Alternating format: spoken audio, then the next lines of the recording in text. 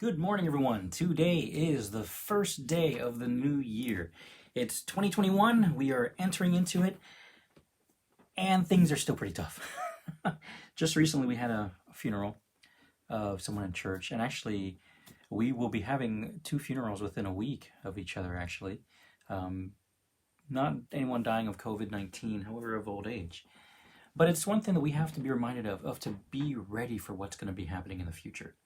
And that's why I wanted to share what I want to have to share today. What's next? And what's next for us means we need to be prepared for what's coming. And a lot of times we're not. And the Bible talks about what's going to be happening in the future. And the question for us is, are we ready for what's going to happen next? Are we ready for what's coming forward? Are we ready emotionally, spiritually, financially, socially? All these areas of life. I think I missed one area. Intellectually, are we ready for the future to come?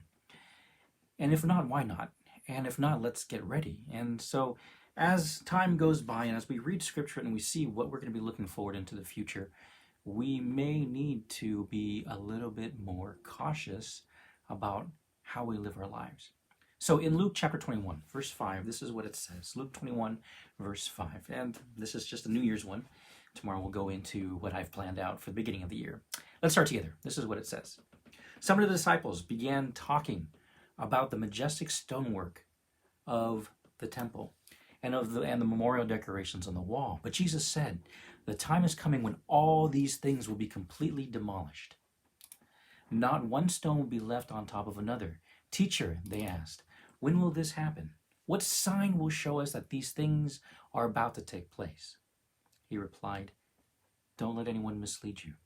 For many will come in my name, claiming I am the Messiah and saying, 'The time has come.' But don't believe them. And when you hear of wars and insurrections, don't panic. Yes, these things must take place first, but the end won't follow immediately." Then he added, "Nation will go to war against nation, and kingdom against kingdom.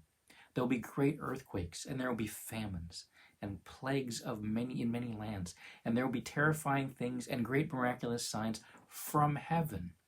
But before all this occurs, there will be a time of great persecution. You'll be dragged into synagogues and prisons, and you will stand trial before kings and governors because you are my followers. But this will be your opportunity to tell them about me. So don't worry in advance about how to answer the charges against you, for I will give you the right words and such wisdom that none of your opponents will be able to reply or refute to you. Even those closest to you, your parents, brothers, relatives, and friends, will betray you. They will even kill some of you. And everyone will hate you because you are my followers. But not a hair of your head will perish. By standing firm, you will win your souls. And when you see Jerusalem surrounded by armies, then you will know that the time of its destruction has arrived. Then those in Judea must flee to the hills. Those in Jerusalem must get out, and those in the country should not return to the city. For those will be days of God's vengeance, and the prophetic words of the scriptures will be fulfilled. How terrible it would be for a pregnant woman and for nursing mothers in those days, for there will be disaster in the land and great anger against this people. They will be killed by the sword or sent away as captives to all nations of the world, and Jerusalem will be trampled down by the Gentiles until the period of the Gentiles comes to an end. And there will be strange signs in the sun, moon, and stars, and here on earth nations will be in turmoil, perplexed by the roaring seas and strange tides. People will be terrified at what they see coming upon the earth, for the powers in the heavens will be shaken. Then everyone will see the Son of Man coming on a cloud with power and great glory. So when all these things start to happen, stand and look up, for your salvation is near. Then he gave them this illustration. Notice the fig trees or any other tree. When the leaves come out, you know without being told that summer is near. In the same way, when you see all these things taking place, you can know that the kingdom of God is near. I tell you the truth, this generation will not pass from the scene until all these things have taken place. Heaven and earth will disappear, but my words will never disappear. Watch out. Don't let your heart be dulled by carousing and drunkenness, and by the worries of this life. Don't let that day catch you unaware like a trap, for that day will come upon everyone living on the earth. Keep alert at all times and pray that you might be strong enough to escape these coming horrors and stand before the Son of Man.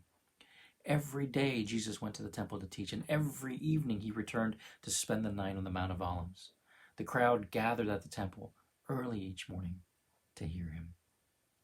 This is one of those scary passages, and it's a passage that talks about the end, and the end is coming. Now, there was the end of Jerusalem as we knew it back then, where that was true, no stone was left upon, but I think this is a little bigger and a little broader for us as those of us who are living in this time and age. We're seeing a lot of things happening towards the end, and the things that we shouldn't be surprised is that people will hate us. Christianity will not be easy anymore as it used to be.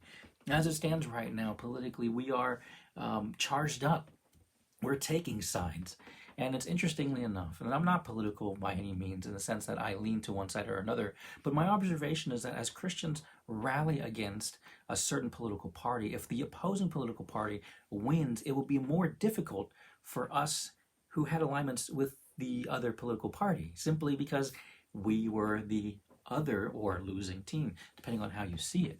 Now, I don't know where the election is going to go yet. It's still the end of 2020, so I guess this goes down the calendar of President Donald Trump currently right now, still not accepting the fact that he lost. He said for everyone to come out on June 6th.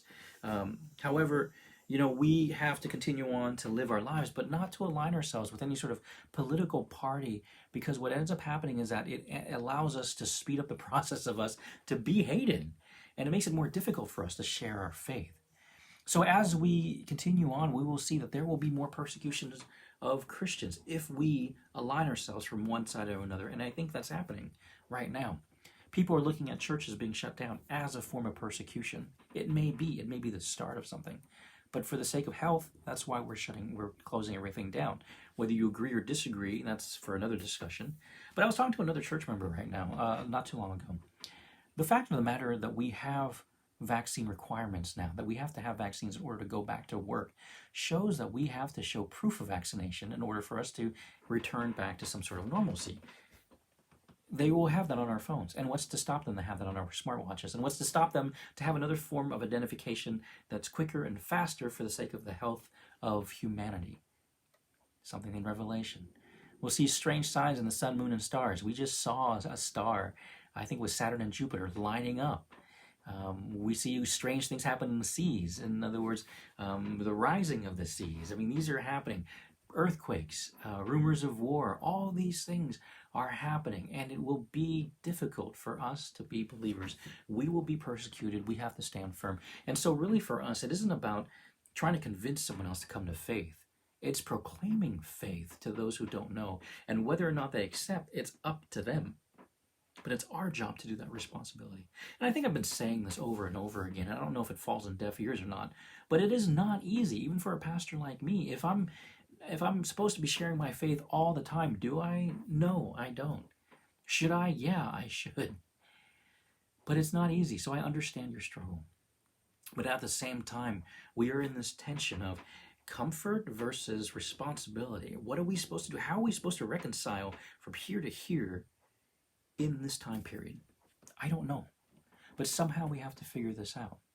What's next then? 1, expect persecution. Expect that things will come. Expect that the end will be near. And when armies surround Jerusalem again, then the end will come. Or at least we need to be ready that something like this would happen. But in the meantime, what are we going to do? How are we going to prepare ourselves personally, financially, spiritually, relationally, intellectually? How do we prepare these aspects of our lives to focus towards the future? If we start from a correct standpoint, and we have an end in mind that we know that we will be persecuted, then it's time for us to reverse some of the actions that we have and reevaluate 2020. So my friends, this is a short message for this morning to remind us, yes, 2021 is here. It's right at our doorsteps, and it is at our doorstep right now. We're just opening our door to move forward. Everything that's in our past is dead now. We can't revive it. It's gone. Death happens every day in that sense. Our final death in the flesh will happen in the future. But what we have now is the living moments of our time. What are we doing now to the time that we have our physical death in order for us to go on beyond. And what we need to think about is what's next that will determine how we work and serve today. So, my friends, have a great day. Have a great year. But keep the end in mind. It will be tougher. How will we respond? Be ready. Be alert. Don't let your guard down. Have a great 2020. Hope all your resolutions come true eventually. I still have a few that I haven't lived out. And may you stay healthy during this year and be wise. God bless. We'll see you in the next one. Bye-bye.